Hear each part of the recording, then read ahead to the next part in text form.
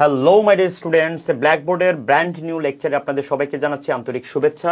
আমরা এখন কথা বলবো বোর ব্যাসার্ধ নিয়ে। বোর ব্যাসার্ধ হচ্ছে পরমাণু মডেলের একটা অন্যতম আবিষ্কার ছিল বোর পরমাণু মডেল।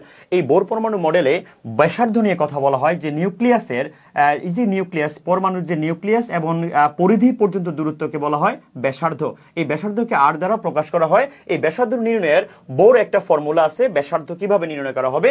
ফর্মুলাটা হচ্ছে n square h square divided by 4 pi square m e square Z. এখানে আমরা যদি স্বাধীন যে রাশিগুলো আছে সেগুলোকে আমরা আলাদা করে ফেললাম, আর যেগুলো অধীন রাশি তাদেরকে আমরা আলাদা করে ফেললাম।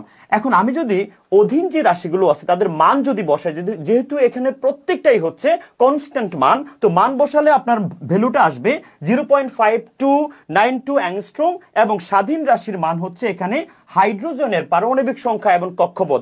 আমরা জানি হাইড্রোজেনের পারমাণবিক সংখ্যা হচ্ছে 1, সেহেতু ইলেকট্রন বিন্যাস করলে হাইড্রোজেনের ইলেকট্রন বিন্যাস দ্বারা 1s1। তো আমরা যদি এখানে মানটি এখন বসাই তাহলে মানটা আসতেছে 0.5292 angstrom into 1 square divided by 1 equal হচ্ছে 0.5292 অ্যাংস্ট্রম।